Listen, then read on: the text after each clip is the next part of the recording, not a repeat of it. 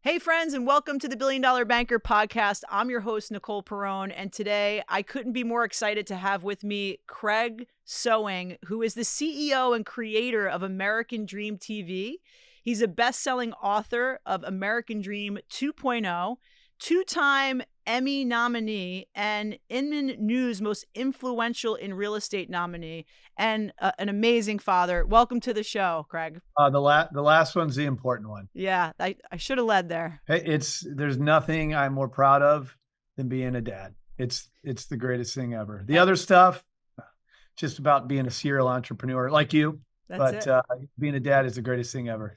Good to It be is, here. and Thanks for having me. How fun. I'm I'm so excited. happy you're here. We have a lot of dads that are in the audience, I hope, and listening. And I'm one of the hosts on American Dream TV. It's been truly transformative. It's really inspired me to continue in this media path. And today, for the audience, we're going to be talking all about, number one, how Craig created American Dream TV, because it's truly impressive. This national model you have, this 5-time Emmy nominated production team, national show on all the streaming platforms. It's really incredible. I'm so interested in learning how you made this happen. But also, we're going to talk about how media is such an important component to business in 2025 and beyond. And so, Craig, I would love for you to tell us a little bit about your background and how American Dream was born. Again, thank you for having me. And to the comment on the dads that are listening, I'll tell you this much: it's the moms who deserve all the credit. The moms have the tougher job. No So doubt. Nicole, it's like you. It's been an entrepreneurial journey littered in mistakes and failures. I've made every mistake in the book, but I think I'm originally from St. Louis, Missouri. I live in San Diego now. I always really kind of had a passion around media. If I went way back, I've always had a passion around entrepreneurship. I mean, I mowed lawns in the summer and I shoveled snow in the winter in Missouri. So kind of a year-round gig to buy baseball cards and whatever kids were buying back in those days. I worked for MTV in New York City, kind of your neck of the woods, when I was 21 years old. Nothing special. I was an intern getting coffee for the Carson Daily. So cut my teeth a little bit in media. But when I came back, I was 21 years old. I was dead broke. And I was really in my last semester of school. And I tripped and stumbled into, at that point in time, there's the Yellow Pages, right? Remember those days? Maybe you don't. But there was a telemarketing job, and it's for a mortgage company. I didn't even know how to pronounce the word mortgage. But all of a sudden, I tripped and stumbled, and the opportunity to be a loan officer. What's a loan officer? And it was just kind of hit the phones and let's see what you can do. And so at age 21, I mean, I went from like college kid partying to career mode, like instantly. Overnight. Living with 3 roommates, paying $200 a month rent while they're, partying. I'm like getting up, putting on a tie and going and slanging mortgages. Too young to do it and made too much money. I'm glad the industry has tightened and kept the old type, the young me out now, right? Like you are not just a survivor. To be a part of the mortgage industry now is a true testament to somebody's character, their resilience, their intellect. You got to be pretty badass to be successful in mortgage the way that you are. So that was kind of what got me into the space. And then 2009, I had the opportunity to do a radio show that I did it because it was complementary to what I was doing in real estate and mortgage. 7 in the morning, Sundays live, nobody listening, not even my own mother, but I thought it was a really cool way to share our story and to leverage it relationally. So And that what was a year big, was this, Craig? this was in San Diego. And what year was this that you got on the radio? It was 2009. So I got introduced. Well, really what I was doing is I was reaching out for advertising for our mortgage business. So now I'm 29 years old and I had some meetings like, oh, you could do a radio show here. It costs, I'll just tell you, it's $3,600 a month. You buy the airtime, you have a show. And I'm an introvert. I hate public speaking, or at least I used to. And I was just like, you know what, being an extrovert probably pays more than being an introvert. Let's try this thing out. Nervous as hell. Nobody listening. But I never looked at it as a means to, well, how many people are going to call from the show? I always looked at it as like, oh, what a cool thing to do to leverage relationally and invite people on and share their story. Similar to what you're doing modern day with your podcast. But that's where it started. And then it kind of progressed to having a Saturday afternoon show. So this is, old school AM radio. Yeah. And then it progressed to having a daily show at 6 p.m. in San Diego. And all of it cost me money. I was the one paying for the airtime, keeping it commercial free. And then one day I got a call. I'm walking my dog, and it's a guy named Dave Elhoff, and he's a financial advisor. And he's like, Greg, I love your show. I'm like, a listener. Wow. I have Listener. one. Yeah, I have one. And he's like, I want to sponsor it. You know, I sponsor other radio shows on this 1170 KCBQ, and I like your show, and I'd like to sponsor it. He's like, can you send me a media kit? I'm like, what's a media kit? Right? Like, I don't. There's no chat GPT to create that Yeah, for you. there's nothing to help me navigate. And keep in mind, Nicole, this is a time when social media wasn't really a big deal. It's like MySpace or what. It wasn't. I was going to say you were way ahead of your time. That's why I asked you the year 2009, because there's still people today, I feel like, that are not yet quite caught up to how you can leverage media to grow your business. I was ahead of the game. And to be honest with you, I probably could have snowballed that in a lot of other ways that I didn't, and I probably should have because of that. But I didn't even know I was ahead of what game. Like, who knew what Facebook and LinkedIn and Twitter and Instagram would become, and podcasting. I mean, it's a crazy world now. So I'm not that smart. What I am is I'm a grinder. I work really hard. That's my skill. There isn't some like intuition or something I knew I had this vision to see before it was coming. It was none of that. I wish I could say that it was. You just take action. You go after the things that you intuitively know, or you're following what you believe is the path to success, and you're taking action. Yeah, you know what it is, Nicole? It's like, sometimes people ask me, or ask anyone for that matter, you know, what's your 1 year, 5 year, 10 year goal? And I never really have a great answer for that. And the reason is because if you'd have asked me 5-10 years ago, what was your goal? I would never imagine where we are today. So I look at it, I'm like, well, I can't even predict where I'll be then. But if you're passionate about something, if you love what you do, and you put one foot in front of the other, and you just keep picking yourself up after that failure, well, you do that enough times, you look back a year later, you made some progress. You look back 5 years, you made a lot of progress. 10 years, all of a sudden, it's just that one foot, that one step at a time thing. But you got to be led by passion. You got to have a reason to get out of bed. You got to be excited about it. For anyone listening to this, if you don't have that, that's the compass. That's the thing that gets you there. It's not, look, I do believe in, I meditate, law of attraction, manifestation. I think all those things are relevant. I believe energetically it's relevant, but I also believe in the law of action. Like, you got to take action, and you won't pick yourself up from that failure if you don't really love what you're doing. And so I always did. So back to the original question. So Dave Elhoff is like, I was like, you want to give me $1,000 a month? And he said, sure. And I was like, oh my God, I'm getting paid. This is amazing. And well, then I got a credit expert, and then I got a bankruptcy attorney. Then I got a realtor. And all of a sudden, like, I was making $400 a month, and I thought I was like the cat's meow. I'm like, I'm a paid radio host. $4,000 a month, I imagine, because you got the first 1,000, right? And then you added those people to it. Was it? Well, I had a cost, so I was making $400 a month. No, I was not. Oh, net. Okay, net after your cost. Okay. So then now let's talk where this led to. So in 2013, I started to do events here in San Diego. We had thousands of realtors, and kind of became a known thing here. And so the newspaper said, hey, you know, you got this thing you do, this radio show, you're influential in real estate. We want to do a TV show. Would you like to do it? I said, sure. They said, great. It's going to cost $22,000 a month. I was like, well, who's going to pay that? I'm like, well, you should. And I was like, well, that ain't happening. But what I did is I kind of took the same mentality of, well, how can we structure something that, well, nobody's watching it. They will in time. We called it the American Dream. That was the first name I ever came up with. It's 2013. Coincidentally, my first picture ever on Instagram is me in the studio of the first episode of that show, coincidentally.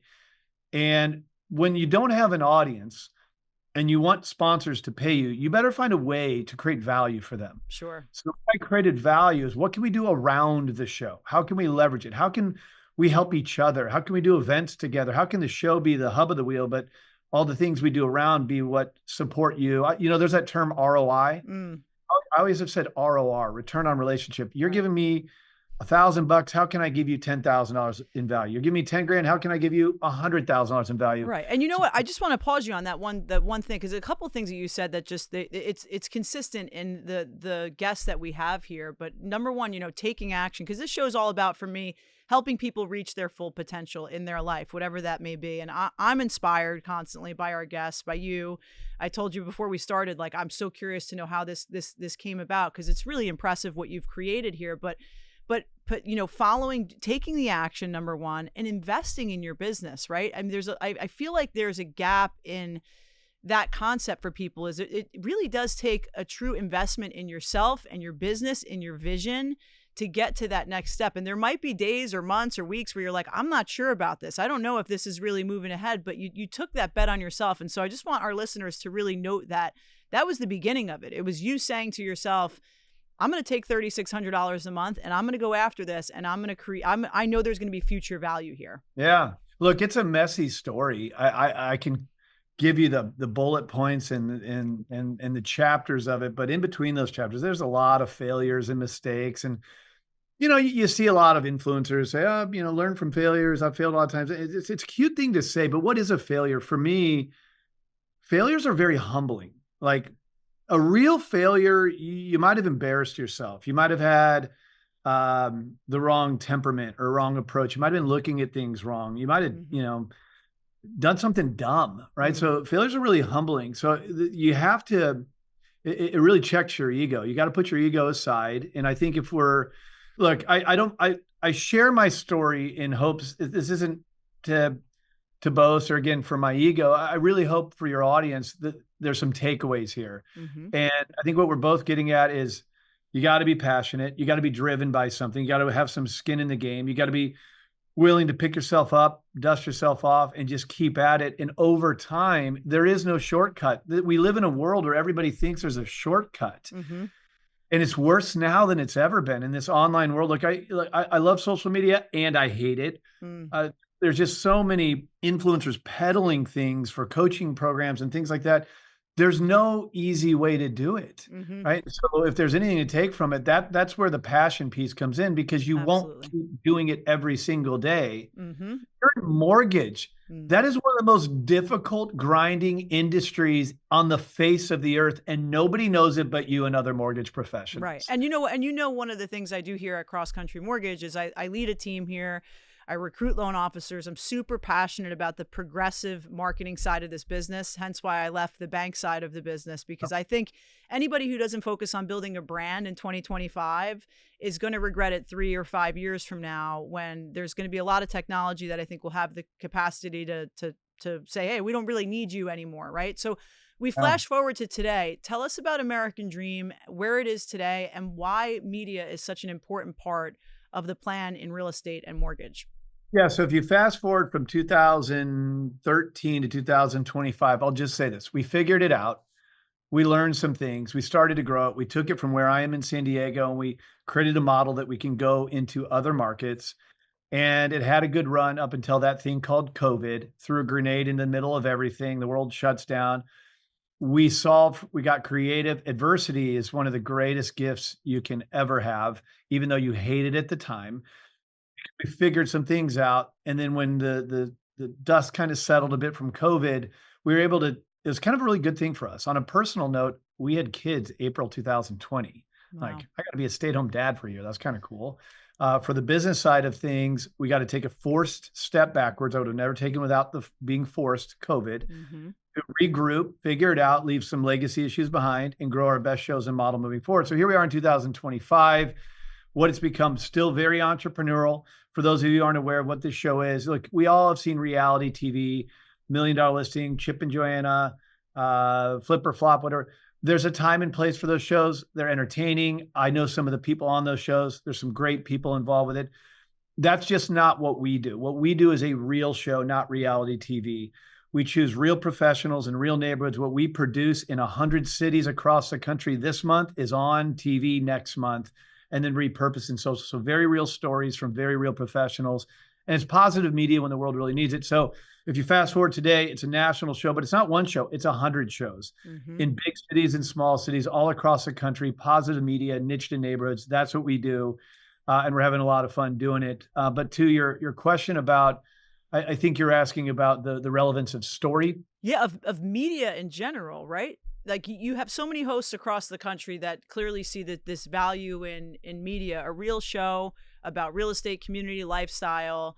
It's on all the streaming platforms. It's such an incredible way to offer value to guests that join. But why is media such a critical component of what we're doing today? I mean, in any industry, but specifically for real estate and finance professionals. Well, let's use you as an example. So Nicole is a host of American Dream TV. Why? Like I said, reality TV can be very entertaining. A lot of it injects fake buyers, fake sellers, fake drama, all this. And it can be very entertaining. And it's not to take away from some of the professionals who are involved with it. When I think of what we do, that's the real reality stuff, but this is the real stuff. Don't you want to hear from a real professional who actually lives there, who's actually showing you around of the new development or the neighborhood that she loves? And you get to see it the next month, not just on the show, but on social in a way that really connects with me because I live in these areas and I can relate to Nicole because she's very real. So you host that. But look, here we're in 2025. Your story matters now more than ever. You live in this crazy social media world. It's noisy out there. And if you kind of look at the history of business, story has always mattered. Like if you went way back, mom and pop shops, when there was no internet, no social medias. Well, how did they grow their business? The neighborhood talked about them. There was kind of word of mouth. The prices were higher because there's less options. And then, big retailers came in and they made things cheaper. And so people started going to the Walmarts and the TGI Fridays and the Applebee's and things like that. So it kind of knocked the mom and pops out of business for the most part. And then this internet thing comes on and changes the world. And then Evolution. all of a sudden social media comes around. And it's kind of funny, Nicole. It's like we've gone full circle back to the mom and pop shops where your story really mattered because of the neighborhood you were in. Now your story matters even more, except your neighborhood is online and your sphere and your followers and their ability to share it. That's relationships at scale. Mm-hmm. And so this is like the greatest opportunity in the history of mankind to be a marketer, right? Social media platforms are free. Your story is free, but I think a lot of professionals don't share it because maybe they let modesty get in the way of their marketing. Maybe they're shy. Maybe they lack confidence, which is a shame because your story really matters. And there's only one you, and you need to get out there and you need to share it. And you do it in the most authentic of ways. And when you find comfort in doing that, man, it can be good for business. And you're right. For mortgage, for example, traditionally, mortgage was what? Pipelines, interest rates, underwriting guidelines, PMI. That was the best mortgage professional. Well, that hasn't gone away, but who knows it? Right. Like if nobody knows it, what difference does it make? Right. There's the big retail mortgage company is going to come get in the way of your business anyway. So you gotta put yourself out there. You got to have a brand. People got to talk about you. You got to be known for something. And I think that's why now more than ever, your story really matters for you, your clients, and then how you share that story with the rest of the world and create relationships at scale. And that's where I think social media can be very relevant and important. Absolutely. I think that, in this environment, we were talking about it before, but if you're not, you could be the best at what you do, but if you're not marketing your business effectively, if the only way you market your business is through email and maybe, feet on the street, which is still extremely relevant, don't get me wrong, but every new medium requires another added layer of attention and focus, and you just can't ignore it. You ignore it for too long and you get left behind. And so now today for American Dream TV, how many hosts do you have across the country? About 1,200. Wow. Somewhere in that ballpark, in big cities and small cities all across the country. And so, a lot of the people on my team, I coach them on media, the importance. We're talking about it today, or hopefully our listeners understand. I just listened to a coach the other day that was talking about how part of what he coaches his loan officers to do is stop by real estate offices consistently and stop by open houses. And part of me felt like, maybe that's like a little bit antiquated at this stage in the game, right? When you can send out a video and reach tens of thousands of people, or you can be on social and just, so you said before, you could scale so much greater. What are your thoughts about, as a loan officer or a realtor, when you want to get involved in something like this versus the old school way of doing business, what would your advice be? Well, you know why more people aren't doing it? Because it's hard. I saw some stat, you probably know it, of the number of mortgage professionals that are in the business. Like every year it just goes down. right? It's hard. The Mm-hmm. harder it is, the more they squeeze commission, whatever it may be, the less competition there is. But it's more, it allows the stars to kind of to rise in these types of environments. Here's what I really think. I think look, there's a great book called The Blue Ocean Strategy, and it's about competing where your competitors aren't. Red Ocean is, outspending them, outdoor knocking them, out mailing them, even out hustling them. But you're doing the same thing that they're doing. What you want to do is create a paradigm shift of what makes you different. So all those antiquated things of doing, look, yeah, like I said, I'm old school. I'm a grinder. A part of my book that I wrote, it's about how old school needs to meet new school. You need kind of have best of both worlds. So I'm not saying that some of those things aren't important, Right. but you the world keeps turning, the market keeps changing. The best advantage you could have is to keep moving with it, because everybody's on an equal playing field every day. Mm-hmm. Social, growing, AI, I mean, all this stuff that's happening, if you aren't moving with it, and if you're not growing, you're dying. And I honestly think if you look back at our track record, the biggest advantage that we've had we have no competitors. And the reason is because it's not like we haven't been almost knocked out of business several times, like recessions and COVID. But if you keep moving forward and you keep navigating, it's always a 10 and 2, foot on gas, brake. You just got to be in control. You can't get lazy. In this world right now, disruption is crazy, but it's the greatest opportunity in the history of mankind to be an entrepreneur. And if you're in mortgage and real estate, that is what you are. You are an entrepreneur, and marketing is critically important. You got to figure out the deal after that, but you got to get to the deal first. Right. And, just as a testament to American Dream TV, I mean, I've seen my platform and just the exposure and the recognition and the ability to open doors since I've been a part of American Dream TV. It's just continued to help me grow exponentially. And it's laid this foundation that is just, as I'm thinking about loan officers that are listening to this today, and you have to invest in yourself. And if you can invest into a platform like this, it's an incredible opportunity. And so, here we are, 2025. Tell the audience, what kind of viewers are you guys getting on a monthly basis on American Dream TV? Yeah, it's a very robust, what I call distribution strategy. Like, so this is a studio that I'm in. That's a TV. This isn't a green screen. This is our studio. And when you say, oh, it's on TV, it's on HGTV, it's on Travel Channel, it's on digital networks like Amazon Fire, Apple TV, and Roku. But I know we got 22 million views on this thing in my hand on our Facebook page. And so you got to like kind of zoom out and look at the landscape. Yeah, TV, cool. Mom thinks you're famous, great. But I had a meeting with Gary Vee at one point, and I was kind of talking about TV versus modern day world of social and digital marketing. And I said, so many people love the TV thing, but the viewership happens over here. We try and blend it. And he said, you got to look at your host, your client base, and you got to say, are you a business poser or a business executioner? And that really stood out to me, because it's like, all right, the TV thing is cool. Like, it's a TV show. Great. It's got 2 Emmy nominations. Great. But when you talk about actual engagement and impact and brand equity, I'm holding it. Right. And so it's the ability to take that content, which is a big show, break it down into segments, promos, even raw footage that can be used in different ways, repurposing that in an online world. And then keeping in mind, we have a national network of like-minded real estate and mortgage professionals.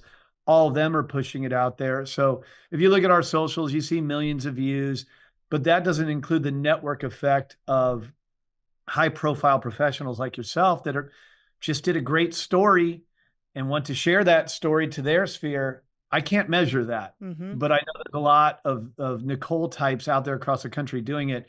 That's the impact. The TV is the sizzle. Yes. The repurposing is the steak. It's the substance. It's the execution of actual viewership and impact. Absolutely. And, I've become passionate about, as I said before, just media in general. I've started coaching some loan officers that don't even report to me about just how do I get started? How do I create this? How do I set this up? It's been a journey of learning along the way, like you said before, some trial and error. But I would suggest this is a great first step. So if somebody wanted to get involved and be a host on American Dream TV, how would they do it? Yeah, well, it's not for everybody, right? So here's what I'd encourage you. If there's anything If you like the real estate space, if you like media content, you should just follow the show and see what we do. And Right. you'll get a lot of great ideas just following the show, because the things you see in our socials are professionals that are doing the thing with the thing. Mm-hmm. So I would encourage you to follow, let's just make it very easy. If you follow The American Dream on Instagram, it's at The American Dream TV. My handle is at Craig Sewing Media. Follow, absorb, see what professionals are doing. It's relevant whether you're involved with us or not, because you're seeing some of the best professionals, experts, marketers doing the thing with the thing, and you'll get a lot of great ideas from it. If it is something that you think, well, hey, I want to be that guy in my market, makes sense, just shoot a DM. We'll see it. Shoot me a personal DM at Craig Sewing Media. Shoot me a DM, and then we'll walk you through what it means, how we do what we do. It's really, it's interesting, Nicole, as we speak to real estate mortgage professionals, I always say that American Dream TV is a B2B model first before it's a B2C show. Mm-hmm. We create B2B relationships with the best in real estate and mortgage. It's a partnership that we create content in markets that feed into a show that gets seen by consumers, and hopefully win some things like this along the way. Absolutely. But B2B, that's what I am. I'm not some talent. I'm not some TV guy. Mm-hmm. I'll be on the shows here and there, and I used to do a lot more in the past, but I'm a relationship guy. I'm an entrepreneur type guy. So I like stuff like this and being a part of these industries. That, to me, that's the fun part for me. So if anyone's interested, just shoot me a DM. Well, ultimately, Craig, I think you've created a tremendous amount of value to realtors and loan officers that are in business, that are trying to find a way, like, how can I stay relevant? How can I drive value? How could I do something different in this market, in this evolving world of technology? Just a great story to share. We just shot at the Ritz-Carlton in New York City. Yes. I had the amazing Lauren Kelly on of Serhant, incredible team. And we were at an $8.5 million condo in the city. We did a great tour of the Ritz-Carlton, opened the door for her. She's now on the board of the Ritz-Carlton there. She's been selling units there for a while, but this consistent, approach that she's had with them and this new opportunity was another door open for her, another way to create opportunity. And just the other day, we get an email on our team from a realtor that said, hey, I saw your show on American Dream TV with Lauren Kelly, and I have a buyer I'd like to introduce you to. And so you just think about the power we were talking before, action, manifestation, the law of attraction, and just putting these things out there that will attract opportunity to you. So if you're a loan officer or a realtor today looking for ways to leverage a great value, I couldn't recommend American Dream TV anymore.